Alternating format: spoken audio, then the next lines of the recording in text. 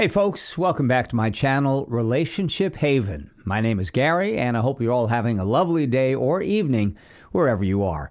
In today's story, OP found out that his wife of 25 years cheated on him after she left the house and claimed she was going out for drinks with her coworkers.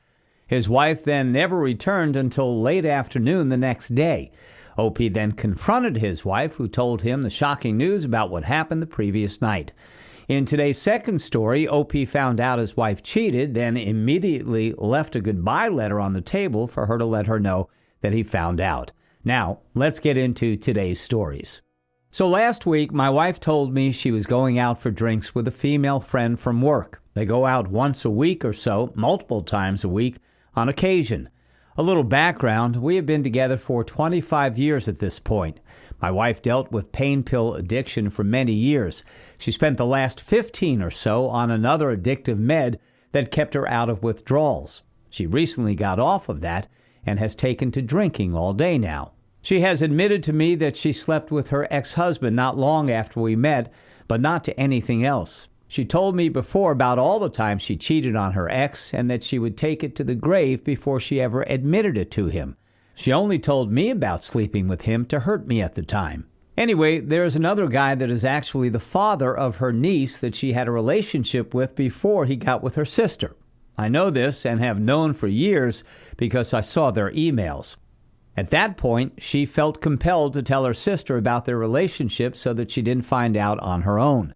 She felt that it would be too hurtful to not address it, and that if I ever learned the full extent of it, I would leave her and take our kids. I've asked her about it before, and she has always denied it. Fast forward to Friday morning. She leaves the house in the morning to go to work. She reminds me that she's going for drinks with her coworker and that she may be home late, but probably not. She claims to have a hard time being around her coworker for too long because her energy is too high. Around 4:30, she sends me a pic by text of the two of them and says that they are having a couple of drinks at her house and then they're going out. I acknowledge her message and tell her to have fun. Around 8 hours later, she sends me another text saying that they are going to her house for a couple more drinks and to watch a movie. Again, I say okay and tell her to be careful, and I go to bed. I wake up around 9 o'clock in the morning and she never came home, so I send her the wow text to which she doesn't respond. She read it but didn't reply. Our kids are worried. I already checked the local county arrest record just in case she got stopped for a DUI. Nothing. I don't hear from her until she staggers in the house at 4 in the afternoon. She comes in and lingers by the door where I can't see her for a minute before she goes into the hallway bathroom, which she never uses, instead of walking the 10 steps past me to the master bath in our room. When she does enter the room, she doesn't even look at me and has her back to me for the most part. When she does finally speak to me, she says, "Why are you looking at me? Go back to watching your show." At this point, I tell her that I expect her to account for herself and why she's been MIA for so long. She then tells me that her and the coworker went to the bar, went home, watched 50 Shades, and she then passed out. When she woke up, her coworker had left her in her house by herself and went to her boyfriend's house. At that point, she came home. She said all she had to drink was 3 Bloody Marys and a shot of tequila the night before. This is a lie, I'm sure, because she was still drunk. When I pressed her, she went into the bathroom again for several minutes after just using the bathroom less than 5 minutes before and telling me she stopped at the gas station to use the bathroom during her 5-minute ride home. I asked her repeatedly to tell me the truth because I didn't believe the story, and she refused. She claimed that she would never lie or cheat, so I called her out on the other guy, her sister's ex. She told me that all they did was kiss, and I told her that I didn't believe that because she has tried too hard to hide it, and that wouldn't justify me leaving her and taking the kids. I pointed out that her lie and behavior are what was making me doubt her about telling me the truth. I then asked why she was still drunk if she had so little to drink and why she was so tired if she had gotten nearly 10 to 11 hours of sleep. Because if she just got home, she must have left her friend's house around 3:30. In an attempt to convince me she was telling the truth, she offered to show me an email from the sister's ex talking about how they never had sex, which blew me away. Of course, that stream had been deleted, but I did see where she sent her friend a text before noon that she had woken up and left to go home 4 hours before she arrived. She told me that she didn't know what time she left, even though the text did. Then she said that her only stop on the 10-minute path home was a Citgo gas station because she didn't feel well, so she passed out in the parking lot in her car. This is BS because she texted her work friend again at 2:30 to tell her that she had a great time last night and that she would talk to her later.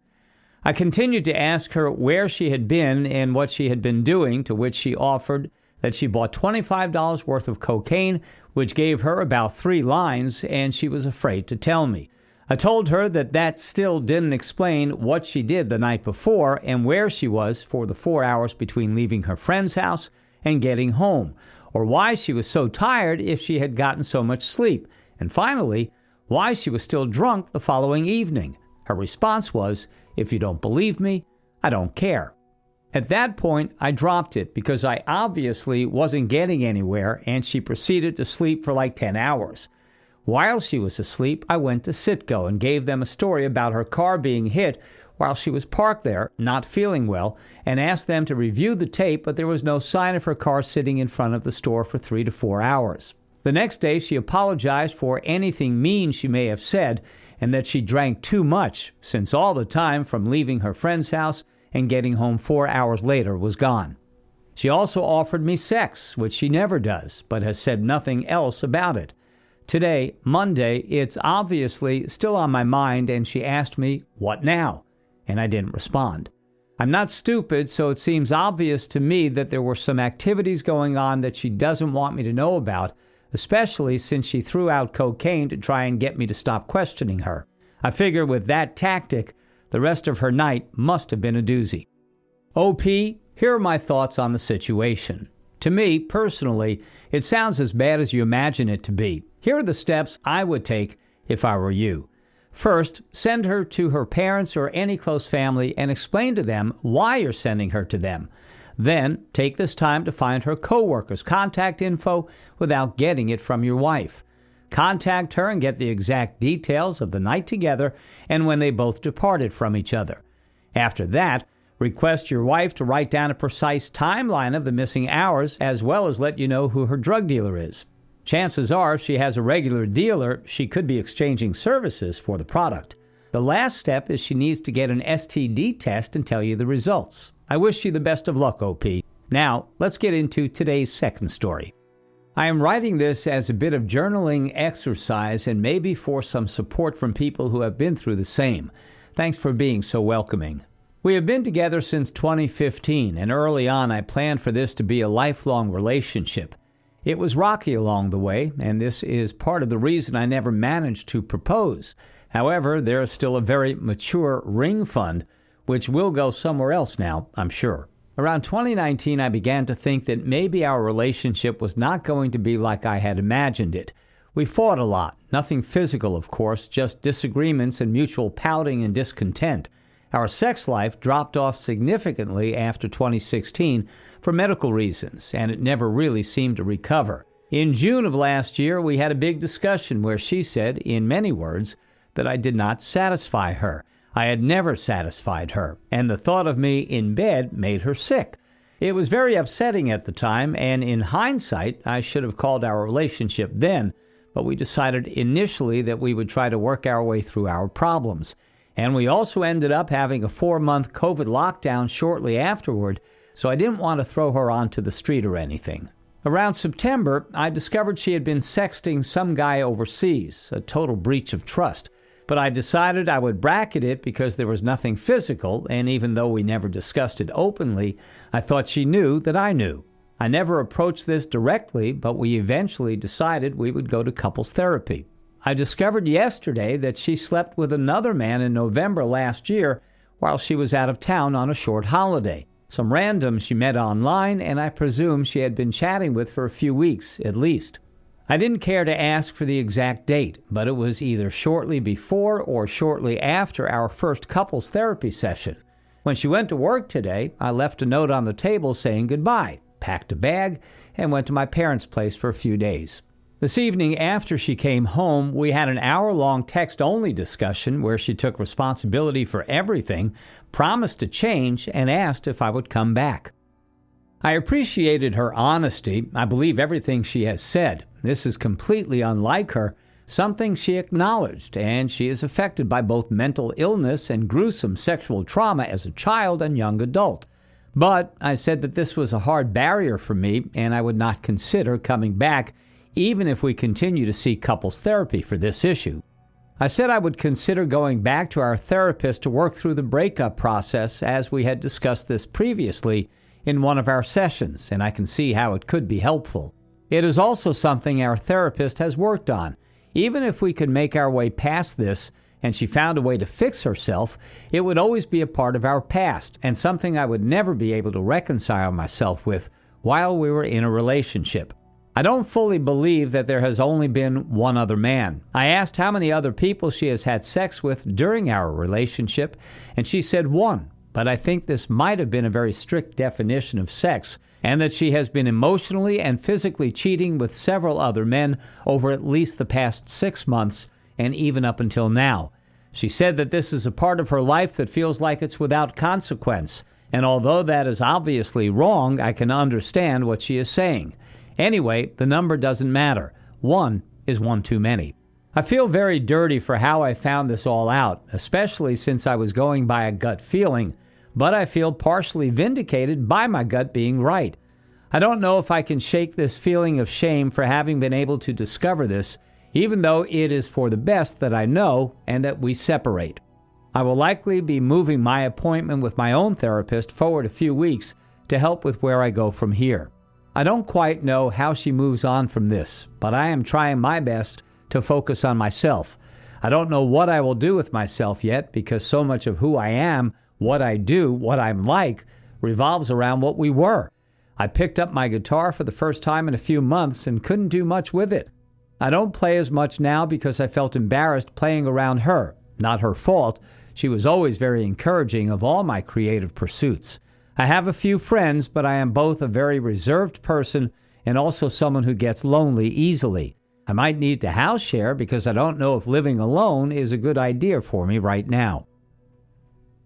I did say that I hope we can be friends one day, and I really do. Besides the infidelity and our other problems, she's great, and we did gel in a very cool way. But in my heart, it doesn't seem likely, at the very least, as soon as either one of us starts seeing someone else, unless they're super chill, I don't think it's going to work. I've decided that I'm not going to be super candid with other people about the circumstances of our breakup. There's no need to be. But it's something that I would mention to a future partner, and I can imagine for them that it would be a bit weird for your partner to be friends with their ex who is also a cheater. I'll cross that bridge when I come to it, as she will likely move to another city, and we won't have much opportunity to see each other again anyway. Anyway, that's my story. There were times this morning when I thought I might try to just let it slide and forget about it, but I'm glad the part of me which stood fast won over, because there was really no future knowing this. It would always eat at me. I don't know what the future holds, and I am truly scared because I have had struggles with alcohol and smoking in the past, which my partner really helped me to temper. I stopped smoking as a condition of getting together, which I'm grateful for, maybe with a sneaky cigarette every now and then at the pub. And I don't have that anymore. I have made a short list of things for me to try to do with myself for the next 4 weeks and have committed to not buying any spirits at all for now and only smoking if I go out and someone offers. I don't go out often, so this is generally sustainable for me. If there is anything any of you have done to get past the first few weeks and months of your breakup due to infidelity, I would certainly appreciate any advice. OP, I am very sorry to hear what you're going through. I noticed that earlier in your post, it sounded like you were trying to justify why your wife cheated on you by bringing up childhood trauma and things like that. The truth is, those things should never be used as an excuse for why someone cheats on you. She made the decision to cheat on you and now has to live with the consequences. Also, not sure why you want to have her remain in your life as friends. That wouldn't be a wise decision at all. If you did that, you would never truly be able to get over what she did and realize how she completely destroyed your marriage. Please wake up, OP. Now let's see what the comments had to say about the situation. Substantial 210 said, to allow yourself to be abused like this and effectively enable her means you really need to get into individual counseling. Why do you want to be friends with the person that killed your marriage? There's nothing noble in that.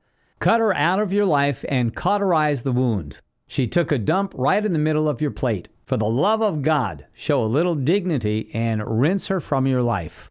OP responded by saying, I did say to her when we had our long text conversation last night that I only have 2 hard, uncompromising boundaries or conditions about who I share myself with in a relationship, which is that I won't date a fascist and I won't date a cheater. I guess I thought the no dating a cheater one was universal and didn't need to be stated explicitly. She explained that she had rationalized it as us being in a state of a failing relationship where this kind of activity is agreed upon, which I can comprehend, but obviously cannot accept and reject completely. Although I am very sad at what I've lost and all the potential of what I could have had if this hadn't happened, I'm feeling better than I thought I would. I still feel ashamed for how I discovered all this, but I'm mostly leaving with my head held high and feeling blameless because my gut was right. If I had left because we couldn't figure out our mutual problems, I would have been crushed with guilt and shame. But as it stands, I just don't feel either in any great quantity. I have plenty of growing to do before I date again, though, including how to respect both my and my partner's boundaries and how to spot the red flags both early and well into a relationship.